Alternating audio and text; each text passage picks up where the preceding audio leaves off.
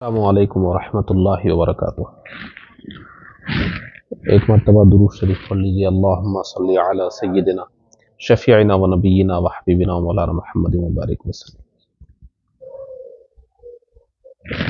کل کے درس میں بتایا جا چکا تھا کہ اسلام میں بنیادی طور پر تین چیزیں آتی ہیں: عبادات، معاملات اور معاشرت۔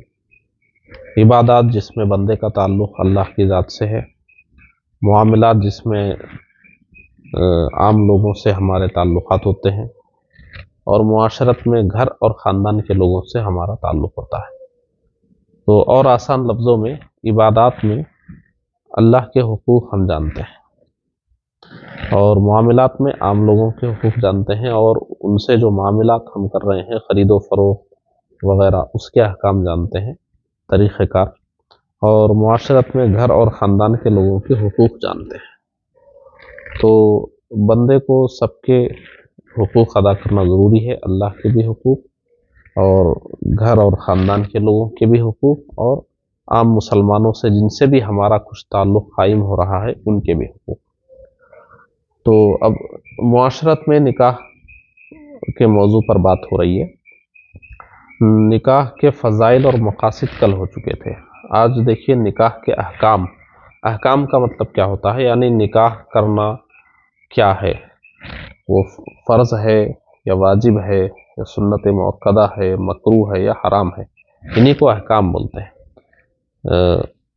حکم کیا ہے نکاح کے سلسلے میں، نکاح کرو فرض ہے، نکاح کرنا فرض ہے یا واجب ہے، تو یہ فرض ہونے کو، واجب ہونے کو، اسی کو ہم کیا کہتے ہیں، نکاح کے احکام۔ ایسے ہم وضو کے بارے میں کہیں وضو کے احکام، تو اس کا مطلب یہ ہے کہ وضو کرنا کب فرض ہے، کب واجب ہے، کب سنت ہے۔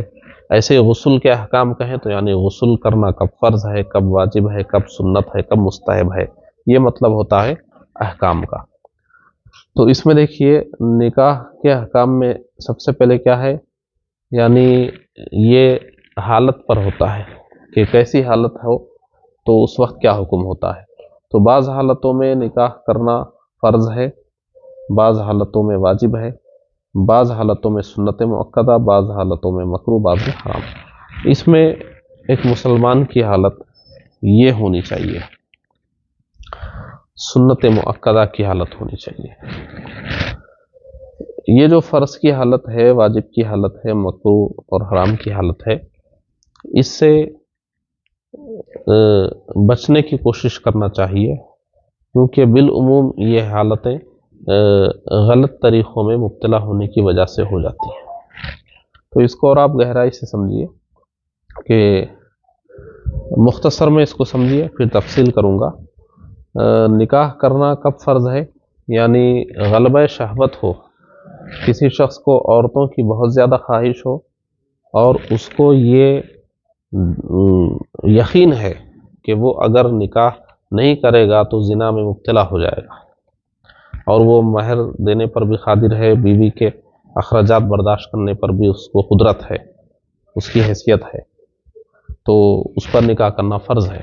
وہ نکاح کرے اور اپنے آپ کو غلط طریقوں سے، بدکاری سے، زنا سے بچائے، اب فرض ہے اس کے اوپر۔ کب؟ جبکہ اس کو زنا میں مبتلا ہونے کا یقین ہے، اور اس کو بیوی کے اخراجات ادا کرنے پر قدرت بھی ہے، مہر وغیرہ ادا کرنے پر، نان نفقہ وغیرہ، اور یہ یقین نہیں ہے بدکاری میں مبتلا ہونے کا، بلکہ ڈر ہے، اندیشہ ہے، تو واجب ہے۔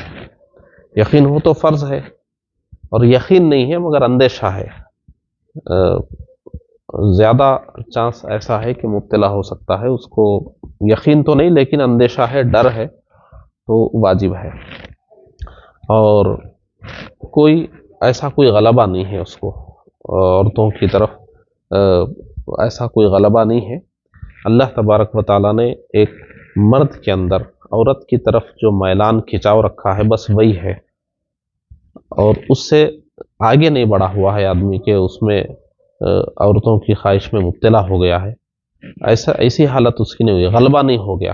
بس اللہ نے جو ہر مرد کے اندر یا ہر عورت کے اندر جو ایک فطرت رکھی ہے کہ ایک عمر آنے کے بعد مرد کو بہرحال عورتوں کی طرف میلان ہوتا ہے اور عورت کو مردوں کی طرف میلان ہوتا ہے، یہ ایک فطری حالت ہے جو اللہ نے پیدا کی ہے، اس سے آگے نہیں بڑھا ہے، وہ بالکل خواہش کا غلبہ نہیں ہو رہا اس کے اوپر کہ دماغ ادھر ہی اٹکا ہوا ہے۔ تو ایسی حالت میں پھر وہ مہر بھی ادا کرنے پر قدرت رکھتا ہے، اس کی حیثیت ہے، مہر بھی ادا کر سکتا ہے اور بیوی کے اخراجات بھی مکمل کر سکتا ہے، تو سنت موقدہ ہے اس کے لیے۔ اور یہی حالت ایک مسلمان کی ہونی بھی چاہیے کہ اس کے اندر بس اللہ نے جو فطرت رکھی ہے وہی فطری میلان ہو بس، اور وہ آگے بڑھ کر بالکل وہ غلبے کی حد تک نہ چلا گیا ہو، اور اس کے پاس جب مرد ہے تو اس کو کمانے کی اور اخراجات برداشت کرنے کی سخت بھی اس کو اپنے اندر پیدا کرنی چاہیے، چاہے ہنر سیکھ کر، چاہے تجارت سیکھ کر، یا ملازمت کے ذریعے، کسی بھی ذریعے سے ایک شخص کو اس قابل ہونا چاہیے کہ وہ اپنے گھر کو چلانے کی حیثیت بنائے، تو یہ سنت موقدہ۔ اب یہ جو مکروہ ہے، یہ ڈر ہے کہ نکاح کروں گا تو حقوق نہیں ادا کر سکوں گا، حقوق زوجیت ادا نہیں کر سکوں گا، یا اخراجات برداشت نہیں کر سکوں گا، مہر نہیں دے سکوں گا، یہ سب ڈر ہے تو مکروہ ہے۔ اگر اس کا یقین ہے اگر حقوق نہیں ادا کر سکوں گا تب تو حرام ہے، پھر کسی کی زندگی سے کھلواڑ مت کیجیے، حرام ہے دوسروں کو اذیت دینا۔ تو یہ مختصر میں یہ ہو گیا۔ اب اس کو آپ ذرا تفصیل سے سمجھیے کہ یہ جب ہم کہہ رہے ہیں کہ ہماری حالت یہ ہونی چاہیے، کسی بھی مرد کی حالت یہ ہونی چاہیے کہ جو اللہ نے اس کی فطرت میں جو رکھا ہے کہ ایک مرد کو عورتوں کی طرف میلان ہوتا ہے، عورتوں کی خواہش جو فطری درجے میں ہے، جس سے کوئی مرد بچ نہیں سکتا، جو اللہ نے اس کے اندر پیدا کی ہے، اسی حد میں اس کو ہونا چاہیے۔ اس سے آگے بڑھنے کے جو اسباب اور وسائل ہیں اس سے انسان کو بچنا چاہیے۔ اب دیکھیے، اب یہ حالت ہے، اللہ نے ہم کو اولاد سے نوازا ہے، جو بھی باپ ہے جس کی بھی اولاد ہے اس کی ذمہ داری ہے کہ اپنی اولاد، اس کی اولاد جب بڑی ہو تو وہ اس کو ایسی تعلیم دے چکا ہو، ایسی تربیت دے چکا ہو، اور اس کو اتنے پاکیزہ ماحول میں بڑا کیا ہو کہ اس کی حالت یہ والی حالت ہو، نہ وہ ادھر کی حالتوں میں ہو نہ ادھر کی حالتوں میں ہو۔ آپ دیکھیے، جب ہم بچوں کو غلط ماحول میں بڑا کر دیتے ہیں، ان کو ہم اسلام کی تعلیم نہیں دیتے، حلال حرام نہیں سکھاتے، اور ان کو اجنبی لڑکیوں سے پردہ کرنے کی تعلیم نہیں دیتے، بچیوں کو پردے میں نہیں رکھتے ہیں، تو بالعموم آپ دیکھیے خاندان کے یا محلے کے یا اسکول کے جو بچے بچیاں ہیں، وہ آپس میں اس طرح میل جول ہے ان کا، دعوتوں میں، اسکولوں میں اور ادھر ادھر بازاروں میں اس طریقے سے بے پردگی ہے، اور بچے اس انداز میں بڑے ہو رہے ہیں کہ وہ برے خیالات کے ساتھ بڑے ہو رہے ہیں، حلال و حرام کی تمیز کے بغیر بڑے ہو رہے ہیں، اور گندے خیالات کے ساتھ بڑے ہو رہے ہیں۔ اب سوشل میڈیا کا دور ہے تو اور برائیاں، بے پردگیاں، بدکاریاں دیکھتے ہوئے بڑے ہو رہے ہیں، تو ان کی حالت کیا ہوگی؟ یہی والی حالت ہوگی، فرض والی۔ اور اگر اور غلط راستے پر چلا گیا تو حرام والی حالت ہو جائے گی اس کی۔ غلط راستے پر اگر چلا گیا، غلط کاموں کے ذریعے اگر وہ اپنی طاقتوں کو برباد کر رہا ہے تو پھر وہ تو حرام کے زمرے میں بھی آ جائے گا۔ ایک تو اس کو خواہش بھی فرض کے درجے کی ہوگی مگر نکاح حرام ہوگا اس پر، یہ حقوق ادا کرنے کی قدرت نہیں رہی، خواہش رہ گئی، قدرت نہیں رہ گئی، غلط راستوں پر چل کر یہ بھی حالت ہو جاتی ہے، تو بربادی ہے۔ تو ہم کو اپنی اولاد کو برباد نہیں کرنا ہے، یہ ذمہ داری خود اس شخص کی بہت کم ہوتی ہے، ماں باپ کی زیادہ ہوتی ہے۔ ایک نوجوان بچہ یا نوجوان بچی اگر بہک گیا ہے یا بہک گئی ہے تو اس سے زیادہ اس کے ماں باپ کا قصور ہوتا ہے کہ وہ بہکنے کیوں دیا گیا ہے۔ ضرور ان کی تعلیم میں کمی ہوگی، تربیت میں کمی ہوگی، انہوں نے حلال حرام کی تمیز نہیں سکھائی ہوگی، بچیوں کو پردے کی تعلیم نہیں دی ہوگی، بچوں کو نظریں نیچی رکھنے کی تعلیم نہیں ہوگی، اور مواقع فراہم کیے ہوں گے۔ اس معاملے میں دیکھیے، آپ بچوں کو کہیں گے، موقع دیں گے اجنبی لڑکیوں کے ساتھ بات کرنے کا، ان کے ساتھ وقت گزارنے کا، ان کو موقع دیں گے، دیکھنے کا موقع دیں گے اور حکم سخت لگائیں گے کہ مت دیکھو، مت بات کرو، اس معاملے مت پڑھو۔ اسلام یہ نہیں چاہتا۔ اسلام یہ چاہتا ہے کہ موقع ہی ختم ہو جائے، راستہ ہی بند رہے۔ انسان کو موقع دیں گے پھر کہیں گے تم بچو، مشکل ہوگا اس کے لیے بچنا۔ اسلام یہ چاہتا ہے کہ راستے ہی بن رہے۔ اس کا طریقہ کیا ہے؟ اللہ نے جس کو بھی بیٹی دی ہے، وہ بیٹی جب قریب البلوغ ہو گئی ہے، اس کی عمر 9 سال سے آگے بڑھ گئی ہے، 9 سال کی عمر یا 9 سال سے زیادہ ہو گئی، بہرحال وہ بڑی دکھنے لگ گئی ہے، تو اس کو پردہ کرائے اور اپنے لڑکوں کو بھی پاکیزہ خیالات کی تعلیم دے اور ان کو بھی ایسے موقعوں سے بچائے۔ تو بیٹے کی تربیت صحیح کریں گے، بیٹی کی تربیت صحیح کریں گے تو وہ لوگ پاکیزہ خیالات کے ساتھ، اچھی عادتوں کے ساتھ اور اپنی تعلیم اور اپنی تربیت کے ساتھ وہ ایسے بڑے ہوں گے کہ ان کی جو حالتیں ہوں گی وہ حالتیں یہ والی ہوں گی کہ کوئی ان کے اندر غلبہ شہوت نہیں ہوگا، وہ غلبہ شہوت نہیں ہوگا اور وہ گناہوں میں مبتلا نہیں ہوں گے۔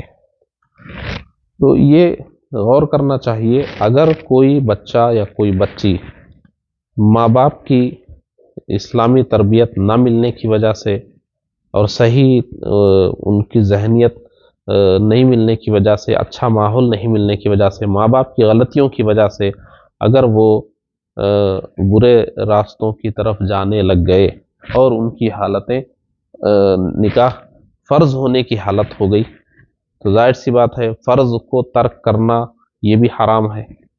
کوئی چیز آپ پر فرض ہو جائے تو اب اس فرض کو آپ کرنا ضروری ہے، اس کو چھوڑیں گے تو وہ تو حرام ہے۔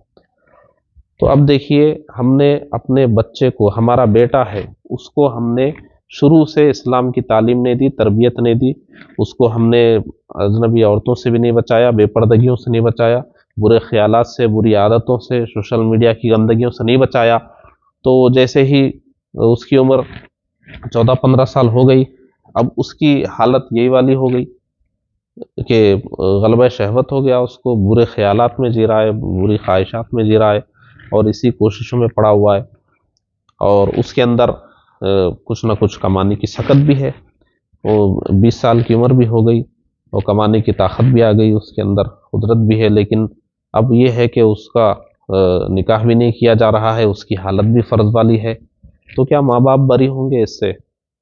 اس بچے کے غلط راستے پر جانے سے یا اس کی اس حالت کے ذمہ دار اس کے ماں باپ بھی ہوں گے۔ اگر انہوں نے تعلیم اور تربیت میں کمی کی ہے تو ماں باپ بھی برابر کے گنہگار ہوں گے، صرف وہ بچہ ہی گنہگار نہیں ہوگا، وہ بچی ہی گنہگار نہیں ہوگی۔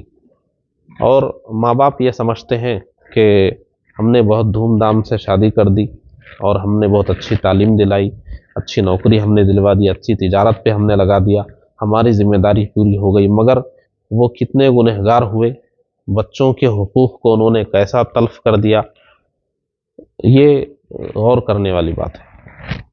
تو یہ ہر ماں باپ کو یہ سوچنا چاہیے کہ ان کے بچے، اچھا یہ تو فرض واجب کی بات ہم نے کر دی نا، یہ مکروہ اور حرام والی بھی بات دیکھیے۔ جب نوجوان غلط راستوں پہ چلے جاتے ہیں، جب ان کو صحیح تربیت نہیں ملتی، صحیح ماحول نہیں ملتا، برے ماحول میں بڑے ہوئے، مکس اور مخلوط ماحول میں بڑے ہوئے، سوشل میڈیا کی گندگیاں دیکھتے ہوئے بڑے ہوئے، تو اس کے بعد وہ پھر ایسے راستوں پہ چلے جاتے ہیں کہ ان کی صلاحیتیں مان پڑ جاتی ہیں، ان کی جوانی کی طاقتیں کمزور ہو جاتی ہیں، پھر بعد میں وہ حقوق ادا کرنے کے قابل نہیں رہتے۔ کتنے رشتے اسی بنیاد پہ ٹوٹ گئے، بہت مثالیں اس کی موجود ہیں۔ تو یہ سب جو زندگی میں تباہیاں اور بربادیاں ہوتی ہیں، اس کے ذمہ دار سرپرست بھی ہوتے ہیں جنہوں نے ان کی صحیح تعلیم اور تربیت میں کوتاہی کی ہے۔ تو ہمیں ان کی دنیا بھی برباد نہیں کرنا چاہیے، ان کی آخرت بھی نہیں برباد کرنا چاہیے۔ ہر ماں باپ کو، ہر بڑے بھائی کو، ہر ماموں کو، ہر چچا کو، خاندان کے ہر ذمہ دار کو اپنے خاندان کے نوجوان بچوں اور بچیوں پر سخت نظر رکھنا چاہیے کہ وہ کیا کر رہے ہیں، کیا دیکھ رہے ہیں، کہاں جا رہے ہیں، کس ماحول میں وہ کیا سیکھ رہے ہیں۔ غلط چیزیں دیکھیں گے، غلط ماحول میں جائیں گے تو ان کا ذہن بھی خراب ہوگا، اور یہ خاص طور پر یہ ایک ایسا میدان ہے کہ اس میں مضبوط آدمی بھی پھسل جاتا ہے. تو وہ بچے جن کو مضبوط ہی ہم نے نہیں بنایا، ان کو تعلیم تربیت دے کر ہم نے مضبوط ہی نہیں بنایا، ان کو کچھ شعور ہی نہیں ہے صحیح غلط کیا، حلال حرام کیا ہے، تو وہ کیسے بچے گا؟ تو وہ تو بالکل کھنچا ہوا چلا جائے گا اس طرف. تو اس کو بہت سمجھنے کی ضرورت ہے کہ ہم صرف نماز پڑھ لیں گے، روزہ رکھ لیں گے، ہم تسبیح پڑھتے بیٹھیں گے اور ہمارا بچہ ادھر کیا کر رہا ہے اس کی ہم کو فکر نہیں ہے، یا ہماری تسبیح پھرانے سے ہم بری ذمہ نہیں ہو جائیں گے.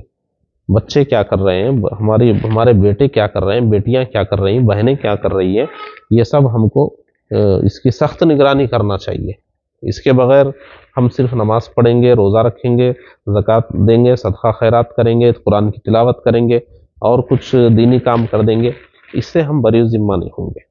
ہم ذمہ دار ہیں. ہمارے پیارے آقا صلی اللہ علیہ وسلم نے ارشاد فرمایا ہے، تم میں کا ہر شخص ذمہ دار ہے، اور جس کا وہ ذمہ دار ہے اس کی ذمہ داری کے بارے میں اس سے پوچھا جائے گا کہ اس نے کیا ذمہ داری ادا کی. تو یہ بہت ضروری چیز ہے. اس میں پھر ایک مرتبہ سمجھ لیجئے کہ ہمیں اپنے بچوں اور بچیوں کی حالت یہی رکھنا چاہیے کہ نکاح ان کے لیے سنت ہو. ہم رخے پر کیا لکھتے ہیں؟ سنت ادا ہو رہی ہے، جبکہ حالت وہاں فرض کی ہے.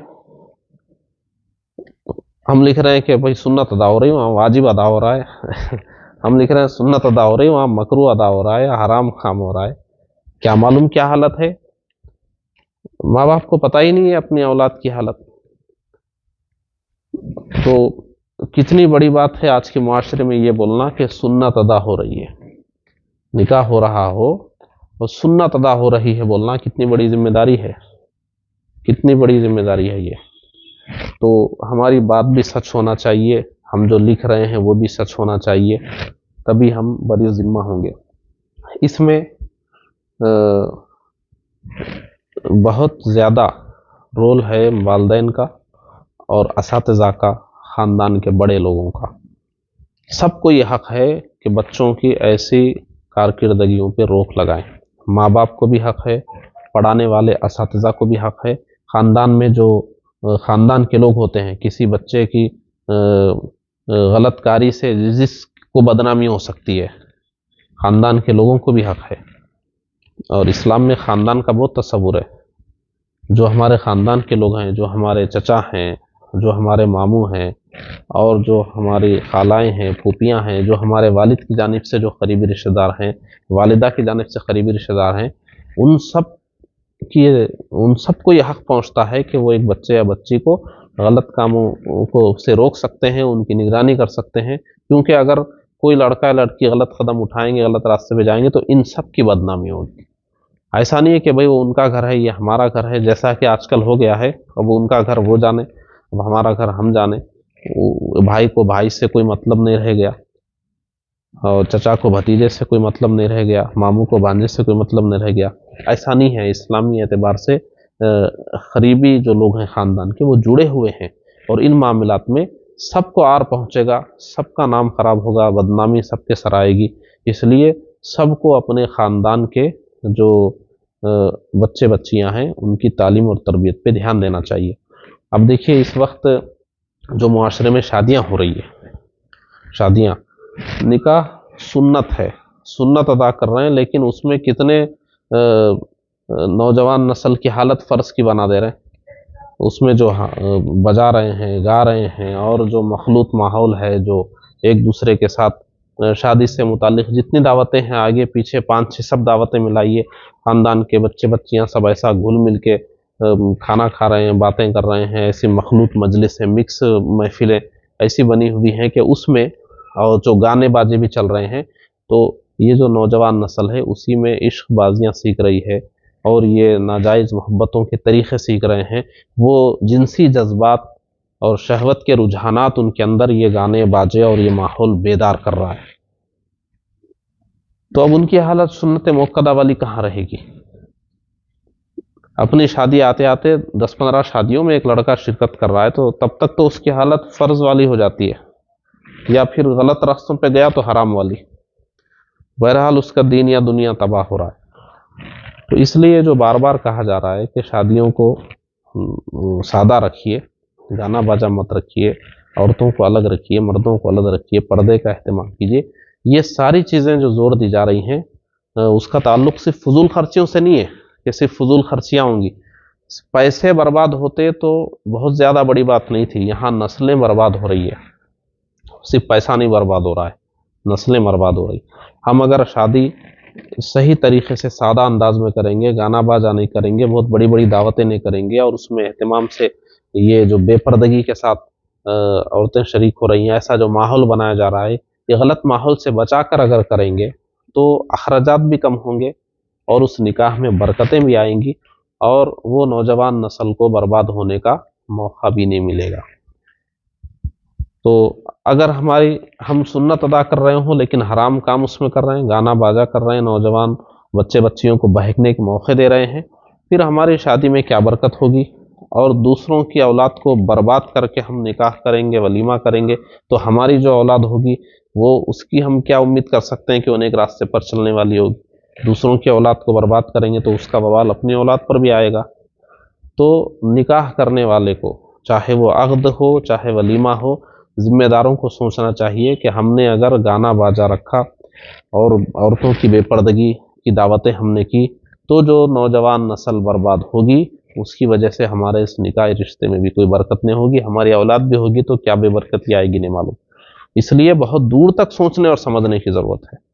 صرف یہ اخراجات کی بات نہیں ہے، فضول خرچی سے بچو، غریب لوگ پس رہے ہیں، صرف یہی نہیں ہے، بلکہ نئی نسل خراب ہو رہی ہے، اس میں پورا معاشرہ خراب ہو رہا ہے، اس کا نقصان سب کو ہو رہا ہے۔ اس لیے ان چیزوں کو سمجھنا بہت ضروری ہے۔ احساس اگر پیدا ہوگا تو یقیناً احساس ہم کو عمل کی طرف مائل کرے گا۔ تو یہ احساس کرنے کی ضرورت ہے کہ ہمارے بچوں کو غلط ماحول سے بچا کر انہیں یہ غلط حالتوں سے بچانا ہے، اور ان کو صرف اسی فطرت پہ رکھنا ہے جو اللہ نے ان کے اندر رکھی ہے، کہ بس ایک مرد اور عورت کے اندر ایک دوسرے کی طرف رجحان ہے جو اللہ نے رکھا ہے، اور وہ اعتدال کی حالت میں ہوتا ہے، اس کو بڑھ نہیں جانا چاہیے اپنے اعتدال سے، اور اسی اعتدال لمٹ میں جب ہوتا ہے اسی حالت میں وہ سنت مؤکدہ ہے، اسی پہ رکھنا چاہیے۔ نکاح کے احکام تھے، ساتھ میں کچھ اصلاح معاشرہ کی باتیں بھی تھی، اس کو آپ ذہن میں رکھیں اور دوسروں تک بھی پہنچائیں۔ السلام علیکم ورحمۃ اللہ وبرکاتہ۔